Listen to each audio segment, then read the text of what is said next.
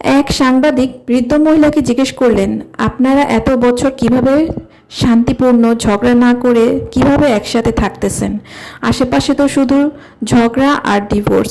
তো বৃদ্ধ মহিলাটা হেসে বলল, আমার স্বামী যখন আমার সাথে ঝগড়া করতো আমি একটা কথাও বলতাম না, চুপ করে বসে থাকতাম আর তার ঝগড়াগুলো শুনতাম। আমি জানতাম তার ভুল আছে, তারপর আমি তার মুখে মুখে কখনো তর্ক করতাম না।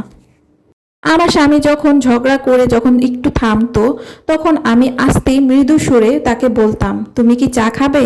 তখন আমার স্বামী একটু শান্ত হয়ে বলতো, হুম। তখন আমি তাকে চা দিতাম, কিন্তু তার সাথে আমি আর একটা কথাও বলতাম না মানে তার সাথে আজকেও বলতাম না, কালকেও বলতাম না, মানে বলতামই না। তাকে এটা অনুভব করাতাম যে তার কথাতে আমি কষ্ট পেয়েছি। আমার স্বামী তখন এটা বুঝতে পারতো এবং আমার কাছে আসতো এবং আমাকে বলতো, তুমি কি আমার কথায় কষ্ট পেয়েছো? তখন আমি তাকে আস্তে আস্তে বুঝাইতাম যে তোমার এটা ভুল হয়েছে, তুমি এটা ঠিক করো নাই। তো সে এটা বুঝতো। তো এভাবেই আমাদের সংসারটা চলে এবং দিন পার হয়, বাচ্চা কাচ্চা হয়, বড় হয়, তারপরও আমাদের মধ্যে কখনো ঝগড়া হয় না। তখন সাংবাদিক আবার জিজ্ঞেস করলো, আপনার স্বামী আপনাকে এত বকাচকা করলো, আপনার একটু খারাপ লাগলো না? যখন মাপ চাইতে আসলো তখন এমনি এমনি মাপ করে দিলেন? তখন বৃদ্ধ মহিলাটা হেসে বলল, কেন মাফ করব না? রাগের মাথায় আমার হাজবেন্ড যত খুশি তত বকা দিতে পারে, কিন্তু যখন তার রাগ কমবে, শান্ত মনে যখন আমার কাছে আসবে, তখন আমি সেটাই তো নিব।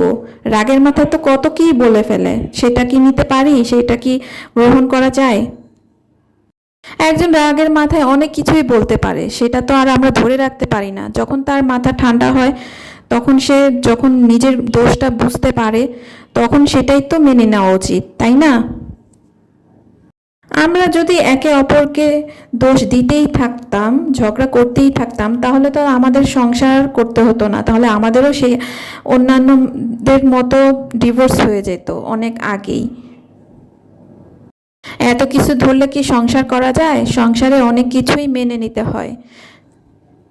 আমার এত বছরের সংসার, আমি যদি একটু একটু তার কাছ থেকে একটু যদি নিচু হই, তাহলে তো আমার আর সম্মানহানি হবে না, বরঞ্চ তার কাছ থেকে আরও ভালোবাসা পাবো এবং সম্মান পাবো, আদর পাবো।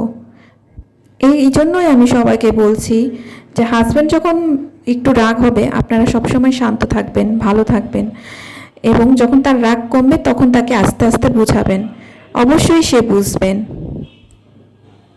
এই কথাটা একজন বৃদ্ধ মহিলার কতটুকু সত্য আমি জানি না, কিন্তু আমার কাছে খুব ভালো লেগেছে, তাই আপনাদের সাথে শেয়ার করেছি। যদি কোনো ভুল হয়ে থাকে অবশ্যই ক্ষমার চোখে দেখবেন এবং লাইক কমেন্ট শেয়ার করে দেবেন।